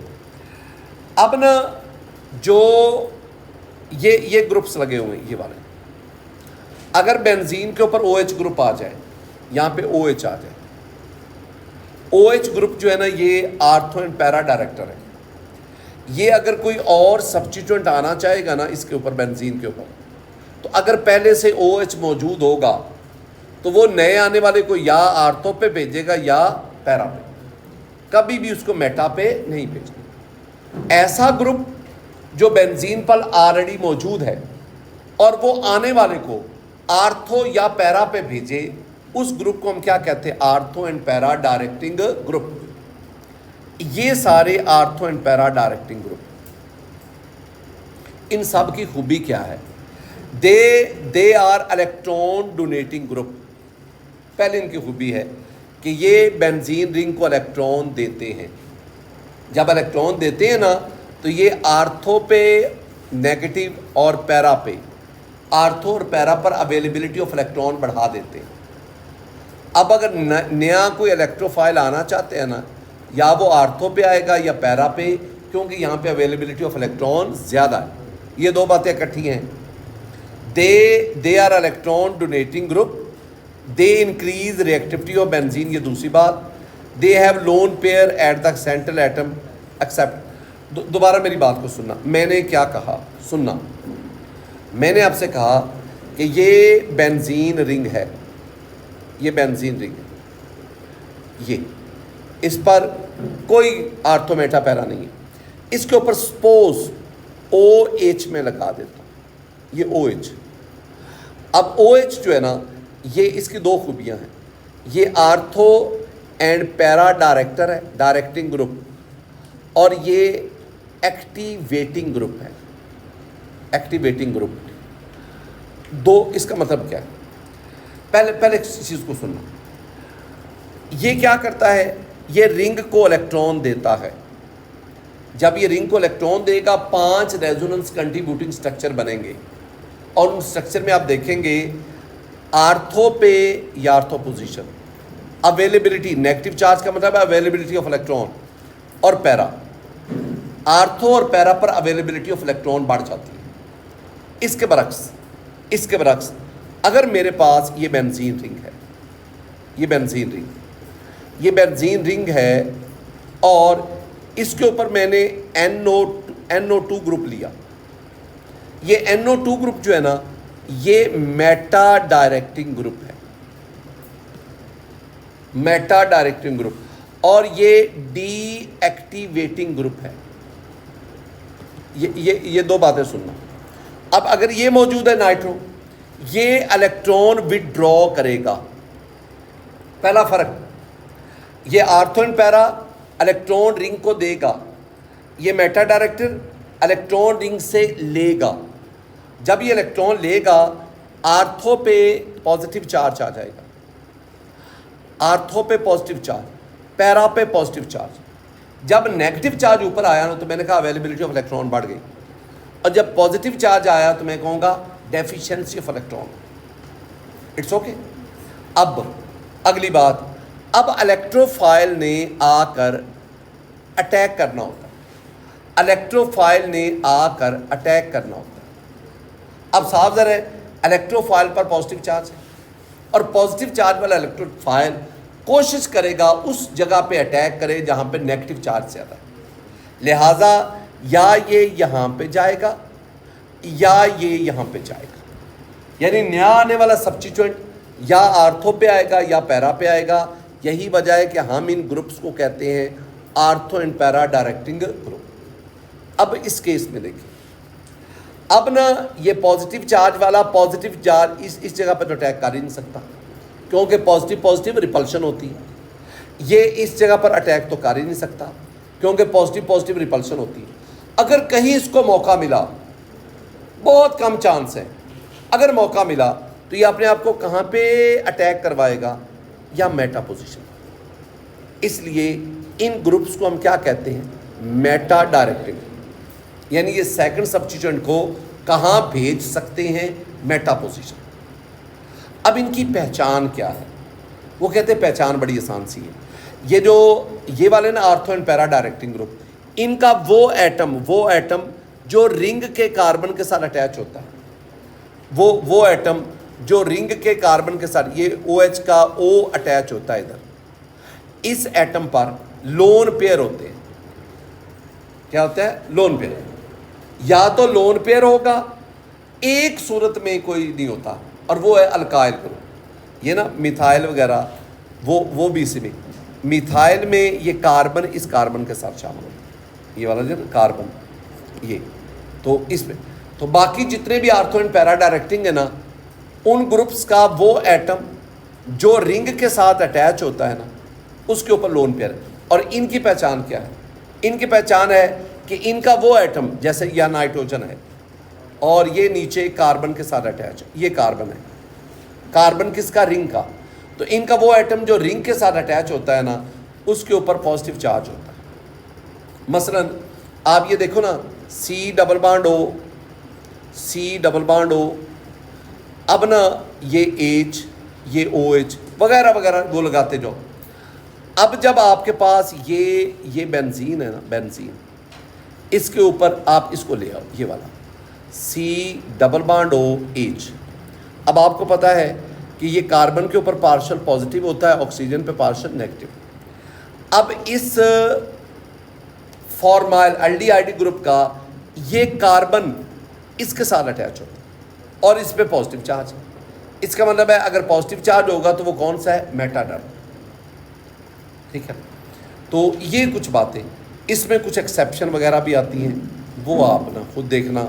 ये जो होता भला क्या है, जो आर्थो एंड पैरा डायरेक्टर है ना, वो एक्टिवेटिंग होता है, यानी वो ग्रुप की रिएक्टिविटी को बढ़ा देता है, रिंग की रिएक्टिविटी को बढ़ा देता है। जो मेटा डायरेक्टर होता है वो रिंग की रिएक्टिविटी को कम कर देता है। जो आर्थो पैरा एक्टिवेटर होता है, मेटा डायरेक्टर डीएक्टिवेटर होता है। अब फ्लोरो क्लोरो ब्रोमो आयोडो, ये आर्थो एंड पैरा हैं, तो फिर तो इन्हें एक्टिवेटिंग होना चाहिए था, लेकिन ये एक्टिवेटिंग नहीं है बल्कि डीएक्टिवेटिंग। कुछ एक्सेप्शन हमेशा मौजूद होती है। बेटा जी ये ना मैं थोड़ी सी फिर आपसे बात करूँगा। दो चीज़ें आपने मेरे लेक्चर से ज़रूर सुनी। एक तो मैं आपको प्रोवाइड करूँगा, मैं आपको ये प्रोवाइड करूँगा कि वो ऑर्बिटल ट्रीटमेंट वाला जो 11 मिनट का कह रहा हूँ लेक्चर, उसको आपने सुनना है। मैं वो कैसे आपको बेंजीन का स्ट्रक्चर समझाता हूँ। नंबर 2, दूसरी बात, ये जो लास्ट वाला अभी मैं टॉपिक पढ़ा रहा था ना, ये मेटा डायरेक्टिंग आर्थो पैरा, इसको आपने मेरे यूट्यूब के एंटीटेस्ट के लेक्चर से सुनना है। वहाँ मैं कौन सी एग्जाम, वहाँ मैं इस बात को कोई आधा घंटा बल्कि घंटा पूरा लगा के इसको समझाता हूँ, उसको समझ। कल आपका टेस्ट होगा बेटा जी, और टेस्ट किस किस का? हाइड्रोकार्बन मुकम्मल, अल्केन, अल्कीन, अल्काइन और बेंजीन। और एक और बात, ये जो बेंजीन वाला टॉपिक, ये अभी आज जो मैंने आपको पढ़ाया है, ये बहुत खूबसूरत अंदाज में, बहुत ही खूबसूरत अंदाज में जो मैंने आपको बुक दी है ना, उसके ऊपर मैंने लिखा है। तो जो आपकी PMC की रिक्वायरमेंट है, और मैंने पहले भी आपसे कहा है कि ये जो मैंने आपको बुक लगवाई है ना, अगर आप इसके सिर्फ MCQ सॉल्व कर लो ना, सारे के सारे, बच्चे कहते हैं सर उसमें कई MCQ मुश्किल हैं, तो भाई मुश्किल तो होंगे, आसान तो आप भी कर लेंगे, आम एवरेज स्टूडेंट भी कर लेगा। मुश्किल ने ही आपको मेडिकल कॉलेज में पहचाना है। अगर आप मुश्किल से डरोगे तो फिर आप अपनी मंजिल पे कैसे पहुँचोगे? अल्लाह ताला आप सब पर फजल फरमाए जी। अस्सलाम वालेकुम।